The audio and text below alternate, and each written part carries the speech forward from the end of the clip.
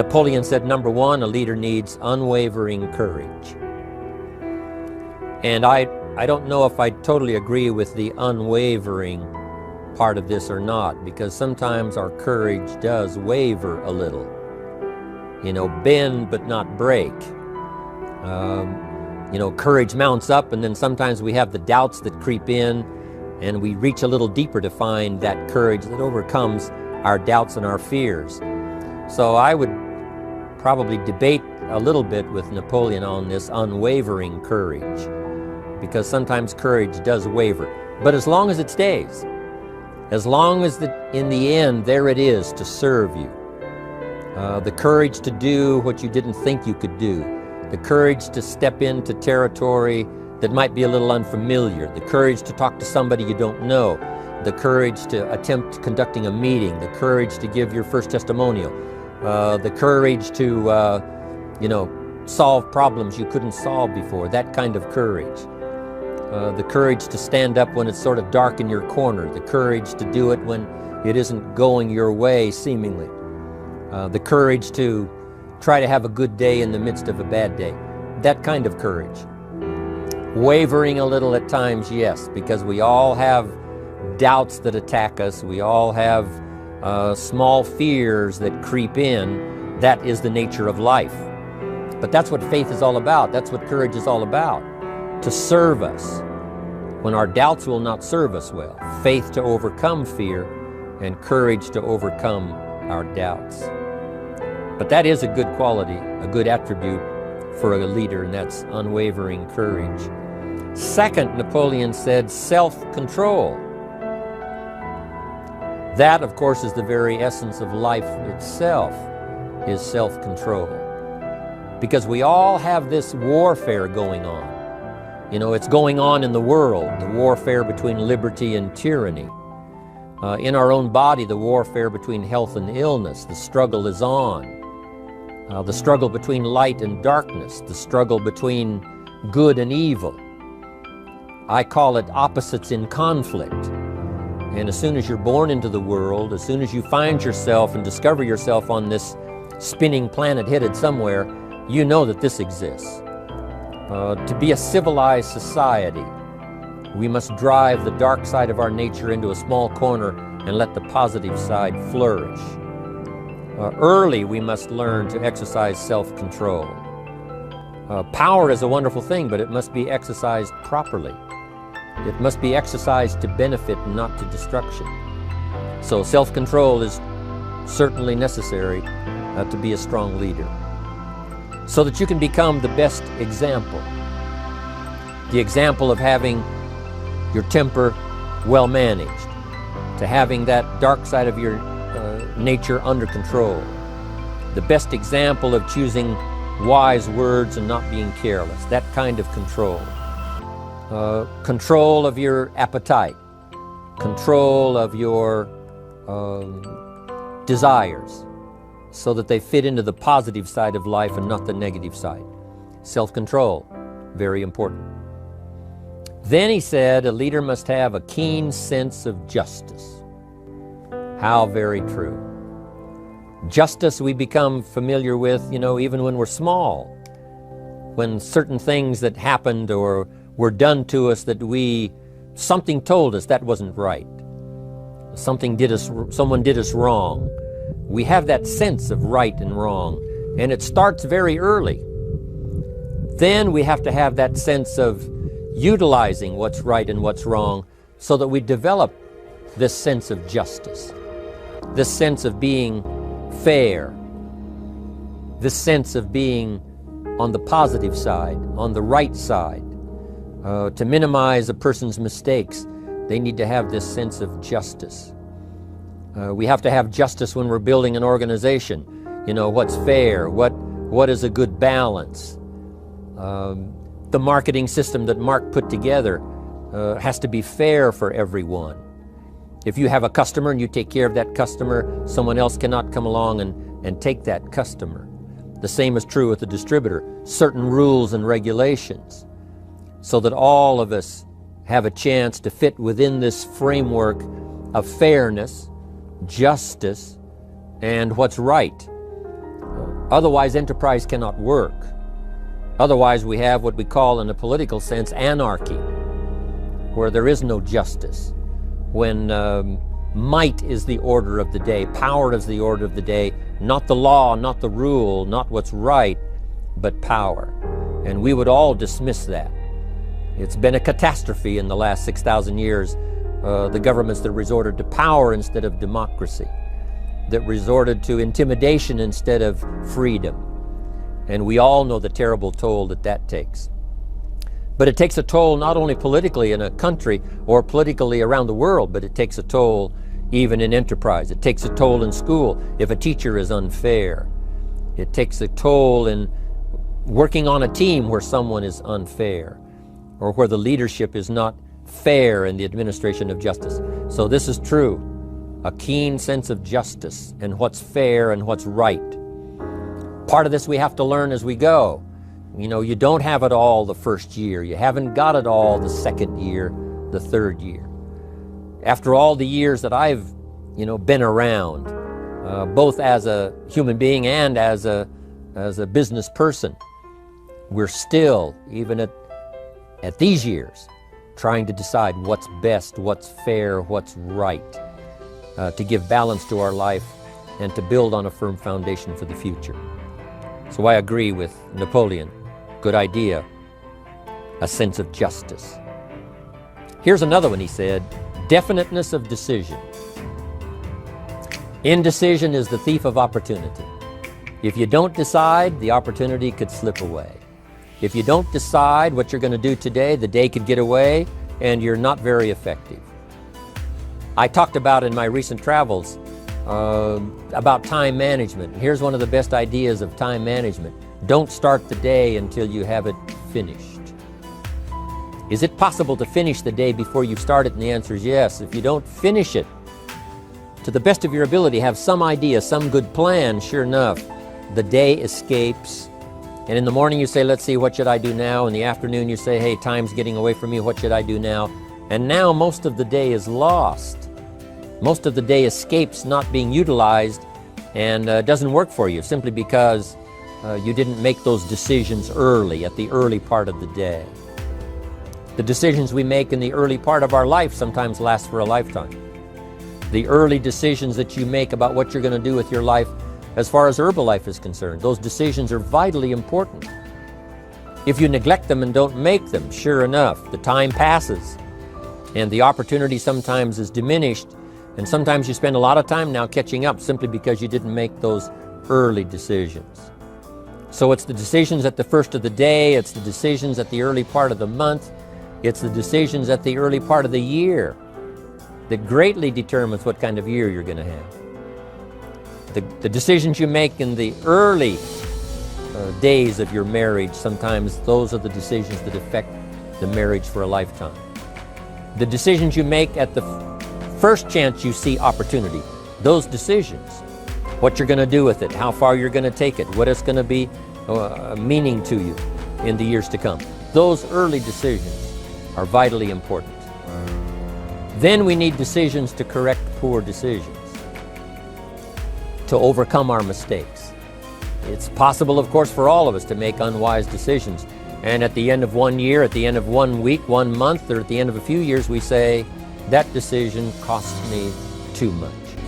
Cost me a lot of time, cost me a lot of money, cost me maybe a good relationship, cost me a chance to be productive. But as long as you're alive, there's still a chance to use new decision power to correct the mistakes of decisions that were bad in the past. All of us have the opportunity to do that, but I think Napoleon was right here too. You got to be definite in making decisions so that the opportunity doesn't pass you by. Take advantage. Here's the next one. Napoleon Hill said, a good leader has definite plans. How important that is.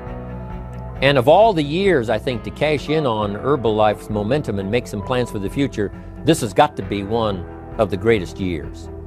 Herbalife in these 18 years now has created some incredible momentum. Not only in opening up the countries, but momentum in the refinement of our marketing, momentum in developing new products, momentum in developing our support system. The key is now for you to make plans to ride on that momentum. Herbalife is like the tide that comes in, and the rising tide lifts all the ships if they're in the water. If your ship and your boat is not in the water, even though the tide comes in that would lift all the ships, if yours is not in the water, then it doesn't benefit you. So here's what you should do. Have the same intensity to make your plans for the future as Mark Hughes has. As the President's Team, Chairman's Club especially, make the plans for the Herbalife Company future, you've got to now make your plans. Don't let this momentum pass you by. Don't let this momentum go uncashed in on. Don't let it be like a lost cause for you.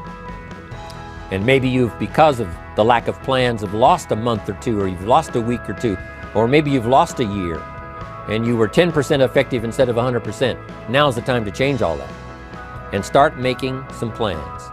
Your Herbalife plans, they're vitally important.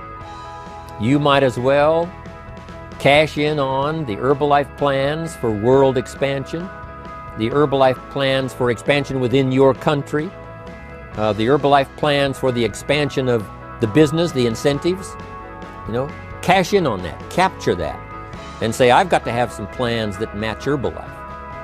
Not necessarily match Herbalife in numbers, but that can match Herbalife in momentum, that can match Herbalife in cashing in on the opportunity, your plans for Herbalife expansion. You got to have some plans for your family, right? You got to take your family along, don't leave them out. One of the challenges all of us have in making our plans is how to balance everything, to make sure that we don't regret at the end of a year, I spent too much time on that. I spent too much money. And then if you have, say, how can I not do that again? And construct some better plans so that you won't have any regrets at the end of a year to come, 5 years to come, 3 or 4, 5 years to come. Definite plans. The plans for the use of your money. One thing I've admired about Mark Hughes since I've met him all those years ago, once he started becoming successful, he had a splendid plan, not only for his personal success in terms of financial security, but in terms of the company. Because Mark has to look after the company and make sure that the company is secure, that the company has plenty of reserves, so that no matter what happens around the world, and when you're doing business in 37 countries, you can imagine what the challenge is to make sure the plans for each country are there, the backup plans, the financial plans, as well as products and opportunity and marketing.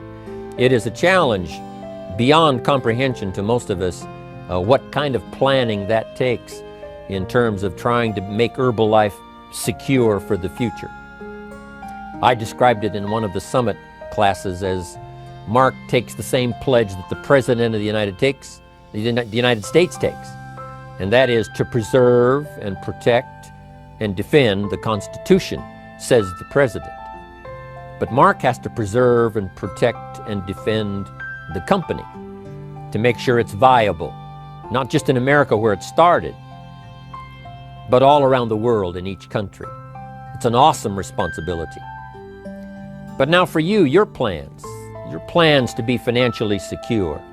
If you're starting to make some big money in Herbalife, I'm telling you, you got to have a good plan for your resources so that you find yourself secure regardless of what happens. I agree with Napoleon here. You got to have good plans. One more on plans, and that is the plan for your personal development. The plan to be better this year than last year. The plan to take the classes, attend the workshops, do everything you possibly can to show personal progress. Not just financial progress, not just the progress of having one more car or one more home, but the progress of personality, the progress of communication skills, the progress of recruiting skills, the progress in how to deal with people, progress in using your influence so that it multiplies its power by 5 by 10 versus what it used to be. You need those kind of plans. A plan for personal growth, personal development, a plan to be all that you can possibly be in the years to come as you develop your Herbalife business and your life business and your family business, all of that. Got to have good plans. Next, Napoleon Hill had a good saying. It was something my father had and passed it on to me as a good philosophy, and here's what he said. A good leader has the habit of doing more than what he gets paid for. What an incredible philosophy this is. The habit of doing more than you get paid for. It's what we call the service that you put out like seeds in the ground that doesn't bring the harvest immediately, but the harvest is yet to come. It's called like putting out the capital in capitalism. Doing more than you get paid for means that you're getting ready for the next move up. Because if you do more than you get paid for, you've made an investment. The average person might think if I do more than the company requires, then they're ripping me off. I'm not getting paid for that extra time, that extra attention. But you must not view it that way. You must say, I'm getting there a little earlier, staying a little later, as an investment in my own personal future. Because I want that kind of reputation. I want that kind of philosophy to work in my life. Do more than you get paid for. And this philosophy works incredibly well in Herbalife. You make the Herbalife sale of the Herbalife products. Now you must do more than you've gotten paid for. Right? They've got the product, you've got the money. But you can't stop your investment there. Now you must develop the investment in time, effort, and energy in turning that new customer into a testimonial. And sometimes that's the most difficult work, the work after the sale. Because the sale might be fairly easy. Someone says, hey, I've been looking for this product, I need it, here's my money. But now you've got to stay with them, make sure they don't just buy the product, but that they use the product. And that they don't just use the product, they keep using the product. That's the work after the sale. But if you learn to make that kind of an investment and do more than you get immediately paid for, the payoff in the future can be fantastic. Because as we all know in Herbalife, what really pays off is not a sale of the product. What really pays off is a testimonial. A testimonial that gives you more sales than you can keep up with. A testimonial that takes you places you could never go by yourself, introduces you to people you'd never see on your own. That kind of investment is so powerful. So you do more than you get paid for up front. It's happened for me, making the investment. When I first started lecturing 36 years ago, I talked to high school classes, college classes, service clubs, and I gave it all away. I went and talked for free. Someone said, Mr. Rohn, would you come and do this breakfast talk? I said, sure. Could you do this luncheon talk for this service club? I said, of course. And all of that in the beginning was for free.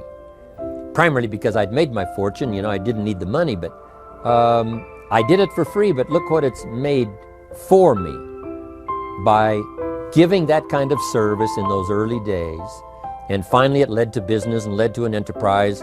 And I was giving the seminar all those years ago here in Los Angeles, and Mark Hughes was in my audience. So what you don't get paid for, don't worry about that. Just render the service with the vision of the future that it'll come back multiplied if you have this kind of habit, this kind of philosophy. Next, Napoleon Hill talks about personality. You need a pleasing personality. There's many parts to your personality. One is your working personality. The kind of behavior, the kind of attitude that you need, especially in the public. Some things you can kind of get by with, being a little careless, maybe in private, but in public, where it counts so much in your paycheck, it counts so much in building your business for the future, your own personality. But here's what you also must remember. You develop your personality in private so that it serves you well in the public. Sometimes we get the mistaken idea, I can be careless with just these few and be more careful when I have 1,000. But see, that doesn't work that way. Careless with a few, sure enough, that will creep into your presentation for 1,000 people. Here's the best practice, and the Herbalife opportunity in our marketing systems gives you the best chance to do that. The influence you have one-on-one, that's what really counts. You say, well, I'm only talking to 2 people, it doesn't matter much. That's when it really matters. Because if you'll practice well there, using your personality, using your influence, to get someone's attention, to get them to listen, to get them to participate, the kind of personality that someone says, I'd like to be around this person. They're unusual. They're not like the average person I meet on my everyday experience. That kind of personality. But you've got to practice it behind the scenes. You've got to practice it one-on-one. And if you're effective one-on-one, 1-on-3, 1-on-5, I promise you, that will get you ready to now perform with the kind of personality, the kind of charisma that wins people when you're in front of 500 people, 1,000 people, 5,000. So this is a good point, working on your personality. Here's the best gift you can give someone, and that's the gift of attention. Attention is so powerful. When I was a young man, I met Nelson Rockefeller, one of the richest men in America at that time. He's gone now, but he was a unique individual, ran for vice president of the United States. And I had a chance to be where he was holding a press conference. And I got close enough so that when he walked out, I had a chance to step up, right, when security was not all that severe in those days. And I had a chance to put out my hand, shake his hand, and say, Mr. Rockefeller, my name is Jim Rohn. And what I remember most was the attention he gave me. With the lights of the cameras around and everybody all around, he looked right at me and said, Jim Rohn, where are you from? I said, Idaho. He said, I really like Idaho. It's one of my favorite states in all of the country. And for just a few seconds, he gave me his attention, shook my hand. I'll never forget the handshake, right? One of those multi-million-dollar handshakes. But I'll never forget that personal attention he gave me, just for a few seconds. It was powerful. Made an impression on me that's lasted until this day. That's why I remember to tell the story. So, same thing you can learn to do. Utilize your personality, utilize your influence, give people the gift of attention. Here's the rest of my list now as we finish up. Next, Napoleon Hill said a leader needs sympathy and understanding. We have to develop that early in our lives. All of our lives, we have to look at those that are less fortunate than we are. Those who need a helping hand, and especially now we learn to look at those who need an opportunity, those who need a change in their health, those who need a change in their life and in their lifestyle. It's this kind of sympathy and understanding that drove Mark Hughes to construct the company. It took that kind of understanding, that kind of sympathy, that kind of deep emotional feeling. Then Mark understood what it meant to be poor. He understood what it meant not to have. He understood what it meant to be short on finances, on resources. He understood what it meant to lack, full formal education. He knew all of those lacks.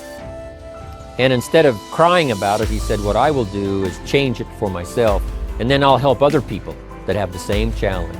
Lack of education, lack of the money, lack of the resources, lack of good health, faced with all kinds of difficulties they can't solve. I'll get mine solved, and then I'll be strong enough and have the skills to where I can help other people. That kind of leadership quality is so powerful. That kind of understanding. Here's the next one. A leader must have, Napoleon said, a mastery of the details. How very true.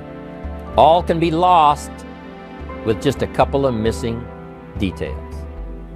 On the trip to the moon, everything has to work, right? There's several thousand moving parts. There's several thousand pieces to the project of getting to the moon and coming back, and all of them have to work. You can't have 10% of them working, 90% or 80%. They've all got to work. And then there's the backup systems for something if something goes wrong to back it up. That kind of mastery of detail is so vitally important. But here's what else to remember as far as Herbalife is concerned. The drama is in the details. Someone says, I lost 30 pounds. Well, 30 pounds is 30 pounds, but that's not the drama. The drama is, where were you before you found Herbalife? How did you feel? What kind of circumstances? Now someone begins to give us some of the details. And then after they've lost the weight, now how they feel, now their self-confidence has been restored. Now they feel better about themselves. The drama is in the details. But this is also important in the details of your day, the details of your business, the details of good communication. Master the details. Good advice, Napoleon Hill. Now here's the next three. Willingness to assume full responsibility. All of us have been taught that, especially these Herbalife years, to take full 100% responsibility. Mark Hughes says, what happened to me might not have been my responsibility, but what I do about it is my full responsibility. I've had some things, some people did me wrong. In his first couple of business experiences, he was done wrong. Some people ran off with the money, he was left holding the bag. But he said, that's what happened, and I was not responsible for what happened, but I am responsible for saying to myself, now what am I going to do about what's happened? If a hailstorm destroys the farmer's crop, he wasn't responsible for that. But his responsibility now begins when the hailstorm is over, when he asks the question of himself, what should I do now? Now that this catastrophe is over, now that the damage is done, now what should I do about it? And a philosophy I've taught all these years, it's not what happens to you that determines your future. It's what you do about what happens that determines your future. And this is a major part of it, accepting full responsibility. If you've got an organization, you're conducting meetings, and you're the leader, the responsibility ends with you. Someone else may mess up, make some mistakes, still your responsibility. Some things over which you have no control, understandable. But what you do about it now, how you fix it, the diplomacy you use, the strategy you use, that's the kind of responsibility now that depends on you. Also, you've got to be responsible for your future. Nobody's going to fix it. No one else is going to design it. No one else is going to come along and say, hey, I will make sure it all works well for you. You've got to take all the input, you've got to take all the testimonials, all the teaching, all the training, all the influence, then you've got to have the responsibility of designing your life. You can design a life of prosperity, or you can design a life just to coast and get by. The responsibility belongs to you. Now here's the last two. Next is cooperation. One of the great things we learn in Herbalife is how to cooperate so that we take advantage of each other's ideas, we take advantage of each other's input, we take advantage of each other's enthusiasm, we take advantage of each other's testimonial, and we take advantage of each other's willingness to grow. That kind of cooperation has built Herbalife. In those early days, Mark got the group together. Jerry Shatanovich, Doug Stuntz, the rest, and made some plans to cooperate. Said, no telling what kind of powerful meetings we can have if we work together. No telling how many people we can affect, even right away, if we work together. You do this part, you do this part, I'll do this part, we'll make it work together, and we'll get the ball rolling. There's an ancient phrase that says, if two or three agree, nothing is impossible. If they agree on the same project, if they agree on the same vision, if they agree on how to get there, I'm telling you, nothing is impossible. Nothing can stand in their way. Just two or three. What's exciting about Herbalife is now we have more than two or three. The president's team now is well populated. Even the chairman's club is growing. The millionaire team is awesome in its numbers as well as in its power. And the cooperation between all of us on the tabulator teams, as distributors, home office, support staff, 15th floor, wherever we come from. If we cooperate, there's nothing we can't do. There isn't anyone we can't touch. There is no country we can't finally get to with this incredible story. Cooperation. That's why I'm here, wanting to do my part, HBN, send out some ideas, give you some notes to take, something to think about and ponder, something to talk about with the people that you associate with and are building your business. That kind of cooperation is going to make this a powerful year. It'll get us to the 2 billion, 3 billion, 5 billion. But it'll get us to much more than just those numbers. It'll get us to a place of honor, respect, prestige, influence, feeling good about ourselves for the hard work that we're doing, cooperating with each other. I want to cooperate with you, helping build your business. All of us cooperate with the support system of Herbalife. We're on our way. We will have the billions. We'll have the stories. We'll have the experiences. Now here's the last one. Napoleon Hill said, a major attribute of leadership is vision.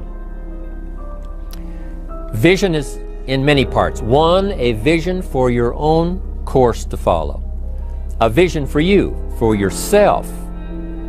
A vision for your financial future. A vision for your health. A vision for your wealth. A vision for you to latch onto and make something out of. A vision for your family. Because vision must now lift others as well as ourselves. Guess what our family is counting on? That we'll be able to see things that at first they cannot see. That we'll be able to look further into the future than perhaps they will be able to look.